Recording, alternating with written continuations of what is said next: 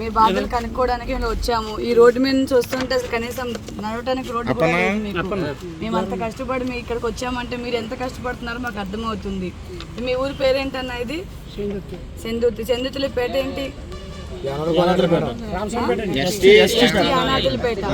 చూసారా, ఎస్టీ యానాదులపేట. ఇప్పుడు నేను ప్రచారం కోసం వచ్చాను. మన పవన్ కళ్యాణ్ అన్న జనసేన పార్టీ తరఫు నుంచి వచ్చాను. ఈ ఊర్లో కనీసం ఒక్క లైట్ కాదు కదా, కనీసం ఒక రోడ్డు కాదు కదా, ఏమీ లేదు అసలు. ఎంతమంది ఎమ్మెల్యేలు మారారు, ఎంపీలు మారారు, కానీ వీళ్ళ జీవితాల్లోకి అయితే వెలుగుని తీసుకురాలేదు.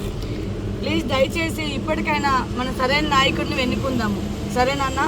ఇంతకుముందు జగన్ పరిపాలన చూస్తూనే ఉన్నాం. మరి ఎస్టీ ఎస్సీల కోసం చాలా చేసామని జగన్ చాలా మైకులు పట్టుకొని ఊరేగుతున్నాడు కదా. మరి ఎస్టీ ఎస్సీల కోసం ఏం చేస్తారు? మరి వీళ్ళంతా ఎస్టీ వాళ్ళే. ఇల్లు చూస్తున్నాము, కనీసం ఇల్లు కూడా లేదు. పట్టాలు ఇచ్చారు, కాగితాలు చింపుకోవడానికి మాత్రం పట్టాలు ఇచ్చారు, కానీ ల్యాండ్లు ఇవ్వలేదు, స్థలాలు ఇవ్వలేదు, ఒక ఇల్లు కట్టుకోవడానికి ఇటుక రాయి కూడా ఇవ్వలేదు. మరి అలాంటప్పుడు ఏం పరిపాలన చేస్తున్నట్టు? మరి మేడం ఇంకో రాళ్ళు ఇచ్చారండి పొలాల్లో వేయడానికి, ఈ సర్వే రాళ్ళు మాత్రం ఇచ్చారు. సమాధిలాగా ఊరు ఎంట్రన్స్ లో పేర్చారండి ఇంత గొట్టలో. ఎందుకు అదే రాళ్ళతో మొక్కల మీద రాయి 4-5 వేలండి ఒకటి వచ్చి. అదే రాళ్ళతో పళ్ళు ఉడగొట్టండి, సరిపోతుంది. ఇంతమంది ఇంతమంది జనాలు ఇంత చీకటి బతుకుల్లో బతుకుతున్నారు. దయచేసి ఇప్పటికైనా అందరూ అర్థం చేసుకున్నామ్మా. మన జీవితాల్లోకి వెలుగులు తీసుకురావడానికి మన పవన్ అన్న మన కోసం వచ్చాడు. మర్చిపోకుండా ప్రతి ఒక్కరు జనసేన పార్టీ గాజులాస్ గుర్తు కోటేసి గెలిపించండి. మన జీవితాల్లో మార్పులు వస్తాయి.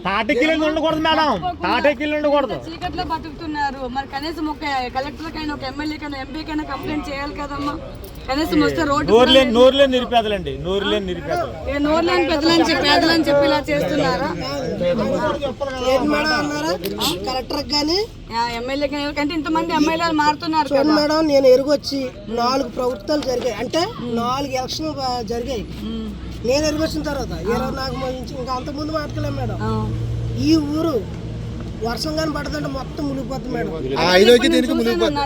మునిగిపోతుంది మేడం, ఎంత రోజు పోతుంది మేడం.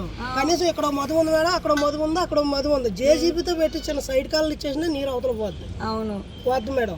కానీ ఇదంతా మునిగిపోతుంది. కనీసం మీరు ఎలాగొచ్చారు మేడం? ఇప్పుడు ఫోన్ లైట్లు వేసుకొని వచ్చామన్నా మేము. ఇలాగొచ్చారా మేడం? ఇలా వచ్చిన తర్వాత మీకు అర్థమైపోతుంది మేడం. ఇప్పుడు ఈ పేటలో మినిమం తక్కువగా చూసుకుంటే ఒక 70 మంది 80 మంది ఉంటారు మేడం. ఈ ఈదులో ఆ ఈద్ కాకుండా ఇది ప్రత్యేకంగా పవన్ కళ్యాణ్ గారికి వెళ్తుంది వీడియో. అన్న తప్పకుండా మీరు చెప్పిన బాధ మాకు అర్థమవుతుంది. ఎందుకంటే నేను నడుచుకొని వచ్చాను, మీరు చెప్పడం కాదు. ఇప్పుడు నా కళ్ళతో నేను చూసుకొని వచ్చాను. ఏం అక్కర్లేదు మేడం. కనీసం ఉన్నది ఒక రోడ్డు, తాగడానికి నీళ్లు, తాగడానికి ఇల్లు, సంతోషంగా ఉంటాం మేడం. అన్న ఇప్పుడు అందుకే ఆయన నేను కాపాడిని అనుకుంటలేదు, నేను జనకులం నేను చెప్తున్నాడు ఆయన అందరికి. అర్థమైందన్న?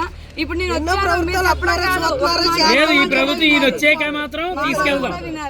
పవన్ కళ్యాణ్ గారు వచ్చాక మళ్ళీ ఫస్ట్ ఇప్పుడే వస్తున్నారు, మళ్ళీ లాస్ట్ క్లైమాక్స్ మళ్ళీ 5 సంవత్సరాల పొందుతూ వస్తున్నారు.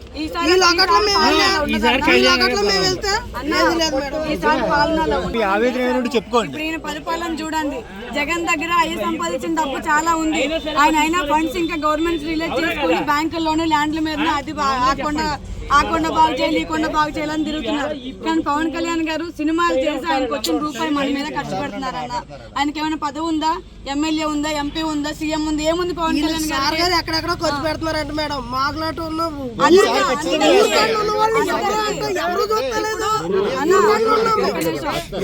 అన్న ఇప్పటి వరకు మాకు తెలియలేదు ఈ పేట ఎలా ఉందని. పవన్ కళ్యాణ్ గారు జోలి వరకు కూడా రాలేదు.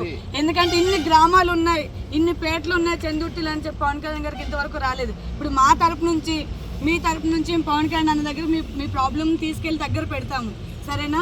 ఈ ఒక్కసారికి ఎన్నుకోండి ఆయన్ని. ఆయనకి అవకాశం ఇచ్చి చూద్దామన్నా. మన పాత పరిపాలన చూస్తాం, ఏం బాగుపడింది. ఇంకా మీరు చీకట్లోనే చీకటి బతుకులు బతుకుతున్నారు, సరేనా? మర్చిపోకుండా. నమ్మకం పోయింది మేడం. ఈ గవర్నమెంట్ కోల్పోయింది.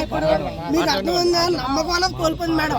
ఎందుకంటే ఏదైనా సరే మాకు రాదు. మేము ఎస్టీలో అండి, మేము ఎస్టీ అన్న. ఇక్కడ ఎస్టీ ఎస్టీ కాపు కాదు, అంతా ఊరికనే ఉంటాం. మేము అందరం చీకట్లోనే ఉంటామండి. మేమే కాదండి, మాకులాట చాలా మంది చాలాంటి ఇల్లు వాకులు లేకుండా. జగనన్న పరిపాలన అభివృద్ధి చెందిందా మరి మీకు? మాకైతే అమ్మడు మాత్రం వచ్చిందండి. అతను 3 సంవత్సరాలు. కానీ అక్కడి నుంచి మరి ఏమి కూడా మాకు ప్రభుత్వం ద్వారా మాకు ఎవరన్నా ఇలానే చెప్తారు, చెప్తారు. 3 సంవత్సరాలు ఈ డబ్బులు సరిపోగానే మనకి ఇవి ఉండాలి మనకు మెయిన్. ఇల్లు ఇప్పుడు అమ్మఒడి అని ఇచ్చారండి, తప్పు లేదనుకో. అది మాకు పిల్లల కోసమని ఇచ్చారు. అది ఈ రేట్లు బట్టి చూస్తే అదే చెప్పు, తెలియదండి. ఆ రేట్లు కూడా చెప్పు. ఇప్పుడు 500 తెచ్చామనుకోండి, కనీసం ఒక 200 హాస్పిటల్కే పోతున్నాయి. నా రిపోర్ట్లు చూస్తే మొత్తం ఉంటాయండి హాస్పిటల్ రిపోర్ట్లు, కానీ నీరసం ఏదన్నది ఎవరు చెప్పలేకపోతున్నారు. కాకినాడ అంతా తిరుగుతాను హాస్పిటల్కి వెళ్ళి, కానీ ఏమీ లేదమ్మా నీ దగ్గర ఏమీ లేదంటారు. నీకు వచ్చే 500 జగనన్న పరిపాలనలో కరెంట్ బిల్లు లాగడము, అదే అని ఆ పన్ను అని ఈ పన్ను అని మనకి ఇచ్చేది ఏం లేదు. కాదండి, ఎస్టీ అంటే ఎస్టీకి ఈ పేటలో మాత్రం ఏమి రావు మేడం, పక్క నిజంగా చూస్తున్నారు కదా. మేము ఎస్టీ అండి, బాగా మేము కొండలతో సమానం. ఈసారి ఇప్పుడు సీఎం క్యాండిడేట్ లేడు. ఈయన మన నియోజకవర్గం రావడం ఒక మనకు వరం. ఈసారి మనం చేయించుకోవాలి. మీరు నమ్మి ఈ ప్రభుత్వంలో పని చేశారు, మీకు ఏమన్నా జరిగిందా?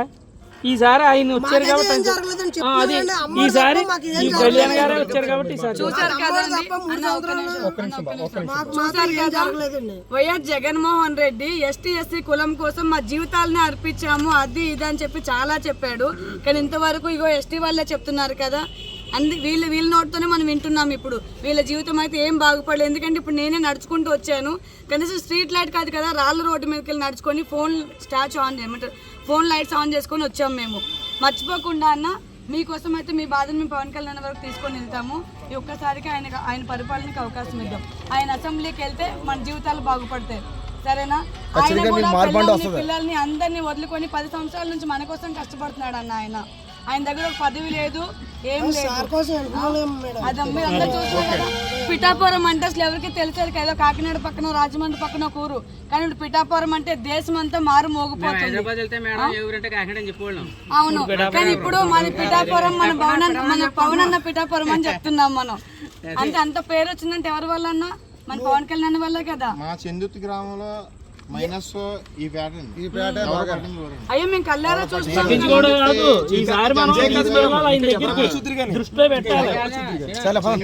చెందుర్తి జనసైనికుడిగా చెప్తున్నాను నేను. ఈ దృష్టిని పవన్ కళ్యాణ్ దృష్టిని తీసుకెళ్ళాలి. పవన్ కళ్యాణ్ గారు నెగ్గిన తర్వాత మా గ్రామం పేరు చెప్తాను. మా గ్రామం పేరు చెప్తే ఈ పేటకి న్యాయం జరిగేలా చూస్తే చాలు.